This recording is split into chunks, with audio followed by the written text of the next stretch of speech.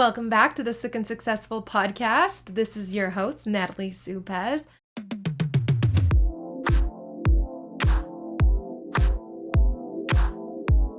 Wow, it has been 1 full month of having this YouTube channel. We're on episode 79. Wow, that's crazy. We're 1 episode away from 80 episodes. A month's worth of consistent YouTube videos, which, let me tell you, has been a goal of mine since 2016 when I put out my first YouTube video. I can't even tell you. They're out there. They're on the internet, but I'm not going to tell you how to find them. So it's been a goal of mine ever since I recorded my first YouTube video on a camera that I had that's decades old. Decades? Pretty much. It's actually decades old. And I could only film 5-minute videos at a time because they took up so much space and I'd have to turn off the camera and film again. And it was crazy. I was in a 1-bedroom, tiny apartment. And I always think back, what would have happened if I stayed consistent with that YouTube channel? But anyways, here we are a month into consistent weekly videos, and my plan is to continue them. I'm not giving a date because that puts pressure on me, but I really do continue or plan on continuing them. And it has been all of 2022 that I've been consistent every single week of putting out a podcast. So, pat my back. Round of applause to me. But no, honestly, I think celebrating is something that's so important. And that gets me into what this week's episode is going to be about. It's a day in the life of a CEO, except because I am a CEO with a chronic illness, I do not want to vlog that for you. So I'm going to sit down. I'm sitting here in my beautiful chair in my beautiful office, and I'm going to tell you what a day in the life of a CEO looks like for me as someone with a chronic illness, someone who's sick and successful. So I really sat down and I thought about, how do I structure my day differently because of my chronic illness and because I am a CEO? And that's what I'm going to cover with you here today. The first thing that came to my mind is, number 1, knowing my boundaries. Something I really struggled with when I was first getting into corporate, getting into, climbing that corporate ladder and working really hard on my dreams and dealing with a chronic illness was my boundaries. I would work all day and then I would literally throw up in between the day, and I would be extremely ill, and I'd have to take a bunch of painkillers to make it through my day, and I would just keep pushing and pushing, and I would get home and I would literally just turn off. There was no more Natalie once I got home, and that's not a good work-life balance, let me tell you. Thankfully, I was a little younger, and my husband was working and trying to get, or I guess boyfriend at the time, was trying to get his dreams accomplished at the same time, and we were doing all that. But when I look back, something I really struggled with was boundaries, not just with people, but with myself as well, and knowing my limits. I would be on the couch sick, extremely ill, and I would still be feeling guilty that I wasn't working. So now what I've incorporated into my life is, as a CEO, I can structure my days, my mornings, my evenings. And so something that I do that I would really recommend to you, no matter what you do as your corporate job or as your business, or if you're not working and you're a stay-at-home mom or whatever it is, I would incorporate learning how you function. So for me, I am most creative first thing in the morning, and I am really exhausted. I need a nap. I don't usually take naps, but I need a nap around 2 or 3. So for me, I have 1 or 2 meetings first thing in the morning, and then I have a creative period throughout my day, and then I have meetings in the afternoon that don't require me to do a lot of thinking. For example, I won't have sales meetings in the afternoon. I won't have creative meetings in the afternoon. I'll have more so type networking or educational type meetings in the afternoon. I also try to limit my days, and this is something that I've been trying to balance as a startup company as well, but I try to limit my days to 3 meetings max. And that's something that's really important to me, because I notice when I have a bunch of meetings back to back to back, at the end of the day, I mimic that old Natalie and I turn off. My daughter comes home and I want to spend time with her, and I want to spend time with my husband, and I want to have dinner together, and I want to spend time with my husband after she goes to sleep. But if I have a day where my meetings are back to back to back to back and I fit in like 5 or 6 meetings, I am completely exhausted by the end of the day. And honestly, my brain doesn't work as well. And that's another thing with filming these YouTube videos. If I don't film these YouTube videos at a time where I'm at my most creative and the podcasts, then I struggle to catch my words, and my editors, which is happening to me today, my editors have a lot more editing to do, and I can't just free flow because the brain fog comes on. And that's something that people with chronic illnesses can really relate to, I'm sure, because I mean, even when I was pregnant, that's something that I struggled with a lot. But I noticed that in the morning, I am much more sharper. I can record 15 reels. I don't, but I could record 15 reels without really stopping because I'm just on, and that's what I'm good at and that's what I like doing. But as my day progresses, it takes energy. If you've ever heard of the spoon theory, I'm giving out spoons left, right, and center as a CAO, and then I get to the end of my day and I'm exhausted, and it's hard to create, it's hard to sell, it's hard to be in that mode. So I structure my days making sure that that is front loaded on the front of my day, and then the back half of my day is more administrative tasks, educational tasks, those types of things. Another thing that's really important that I do is delegating. As a CEO, and especially as a CEO with a chronic illness, it's been something that has been really, really challenging, but also so rewarding, is learning how to delegate tasks. So this comes in with the perfectionist side of me as well, is it's really easy for me to just do something, right? It takes me 10 seconds, get on my computer, send out an invoice, create an agreement, whatever it is. But then I notice the more of those things that I'm doing throughout a day, the more administrative tasks, the more tasks that really don't require me. No one can sit down and record this YouTube video for you because they don't have my face, right? But my team can edit it. They can send out invoices. They can send out agreements. They can create the cover art, etc., etc. And for a long time, I tried to do that all myself. And then I realized I am limiting what I can put out there. I am limiting how many people I can help because I am not asking for help. So learning to delegate is something I'm still learning to do to this day. Every day, what I do is I keep a I keep a notes file in my phone, and I put in there the tasks that, number one, I don't like doing and that drain my energy, and number two, that I know that I don't have to do. So tasks like I just mentioned, sending out invoices, creating things that don't require my expertise, etc., etc. And then I slowly work on handing those tasks off to my team. So if you're someone who doesn't have a team yet, that's totally okay. I started off by hiring my employee now. She's my VP of operations, Alexa. She's phenomenal. She's going to be the one editing this podcast episode. I hired her, and actually my YouTube editor, I hired her prior to even hiring Alexa back in, oh my gosh, I can't even tell you. Anastasia, I wonder if you know. But anyways, I hired her back in like 2018 approximately to edit some customer testimonials for me because that was going to take up so much of my time that I didn't have.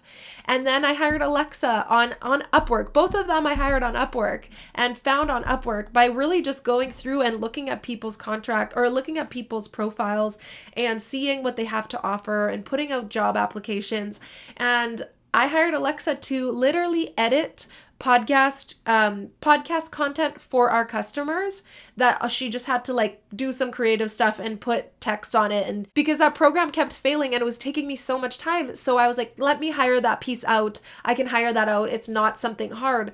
And actually, just a little tip on hiring on Upwork is when I put that ad out there, I mentioned the programs that I wanted the person to have experience in.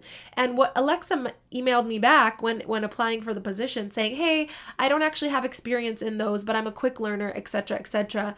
And a lot of people, they forget to interview when hiring on places like Upwork.com or Fiverr, etc. And they don't interview. And I've fallen into this trap a couple times as well. And then a lot of people will apply because it's people applying all across the world, right? My amazing video editor, she's from the Ukraine. Alexa's from Philippines. I'm in Canada. Like, we're all over the world. We service clients literally from one side of the world to the other. And so there's literally so many people who apply when you put a job out that a lot of people will say they can do things they don't. So number one, look through the applications and try to find someone who's real. Try to find someone who you can see is being honest. Look at their previous work if they have. Alexa actually was new to Upwork at the time, I believe. She didn't really have much information from the past.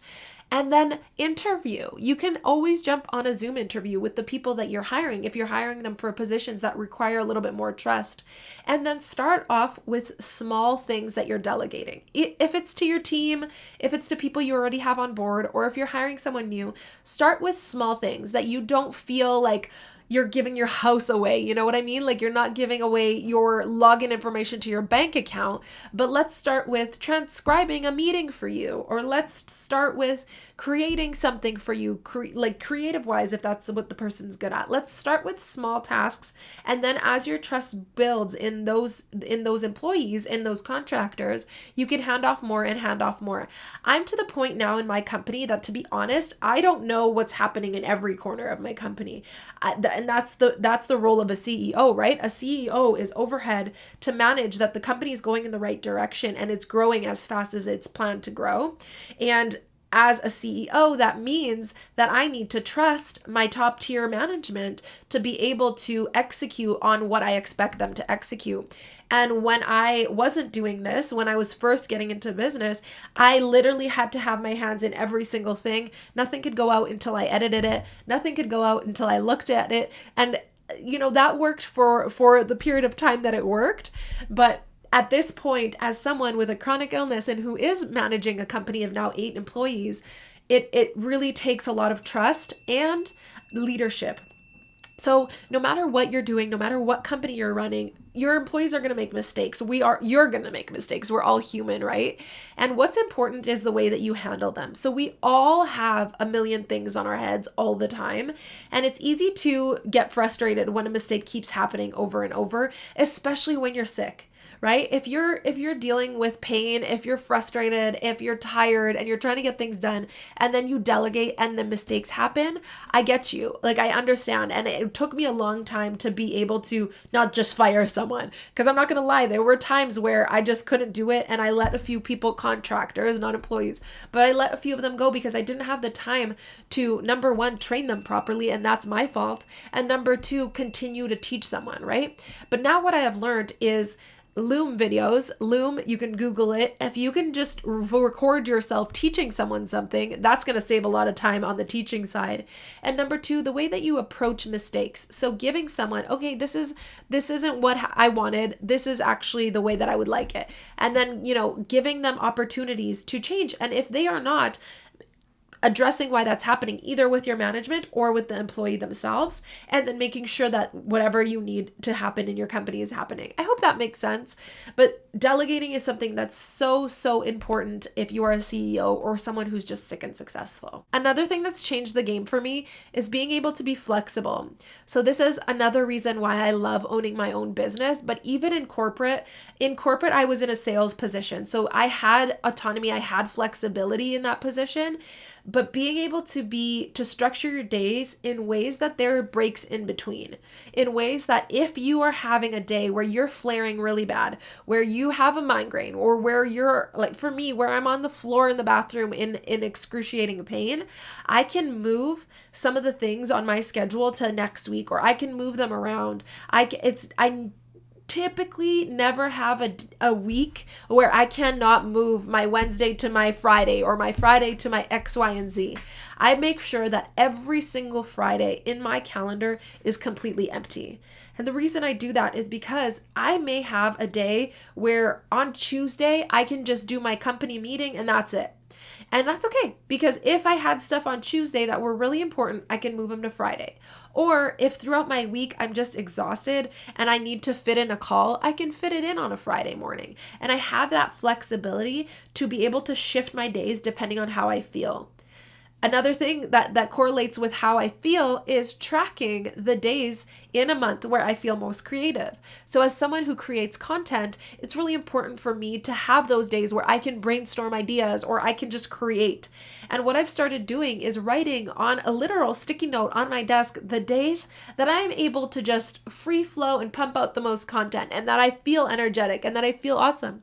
And what's been interesting to me is realizing that those are very similar dates on the calendar every month. And that's correlating with my cycle. And that's a known fact. And a lot of people, a lot of entrepreneurs actually structure their months depending on their cycles. So that's something that you can look into. I am just learning that, but it's really cool to know that you can structure your month in a way that you can actually have creative things on your calendar in a time where your body, your hormones are actually scientifically proven to make you more creative. How cool. But yeah, to summarize that, just knowing that I might have days where I'm not going to feel great, and not making my weeks so filled that I cannot reschedule things. And to be honest, I'm not perfect. I struggle. Because I am a startup company and it's really important for me to grow this company and I'm juggling so many balls, it is hard for me to make sure that my calendar isn't jam-packed. And it's something I work on with my coach regularly. But no matter what, my Fridays are open and it is quite easy for me to move one week to the next or vice versa. And also that happens so much when I have an infusion or a medical appointment come up, X, Y, and Z. It's just a really important thing to do. This is one you're probably sick of hearing, but it's taking care of yourself. Taking care of myself is something that I ebb and flow with. Obviously, the main things I do, but when it comes to eating nutritiously, eating nutritious, you can keep that in. I don't even know how to say that word. Eating nutritious food and fueling my body properly. You'd think I'd know how to say that because I was a holistic nutritionist, coach, whatever in the past. But anyways, eating nutritious foods consistently throughout my day, taking breaks, going for walks, self-care, that is something that is still something I work on a day-to-day basis. Ask my team. They literally tell me to take breaks and eat. My husband gets mad at me, but it's something that I know I need to prioritize. Going for walks is such an important thing for me. Honestly, I think at this point I'm going for bi-weekly massages, if not more often, because I sit at a desk like this. If you're watching on a podcast, like I struggle with back pain. I used to be a hairstylist, so like that is something that is really important. And although I'm not perfect at it, although I'm not great at always taking breaks, I really, really prioritize taking care of myself. Every month I have a day that I can take completely off to relax. I go to this spa place with a good friend of mine, Danielle. She was on a past episode where we go to just be creative and to detach. I actually just went with my husband for Father's Day and to celebrate the 1-year anniversary of SNS Creative. If you're in Winnipeg, it's called Thermia, and it's like the most relaxing place in the world. But anyways, I really do prioritize the massages, the taking walks, the taking breaks. I need to get better at, but taking care of myself in general, because if I don't, I can tell a difference. You know how I mentioned the brain fog? That happens. If I don't take care of myself, I'm just depleted at the end of the day. I'm exhausted. I cannot think. It's harder for me to answer my team. And so it's something that, yes, you hear all the time, self-care, but self-care can be as easy as like buying yourself a stand-up desk or elevating your computer so that you can get up and sit down.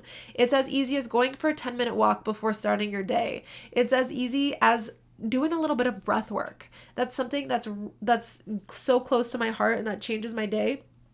Dancing to music that pumps me up, that's what I'm known for. Hey! And last but not least, having a support system that you can trust and open up to.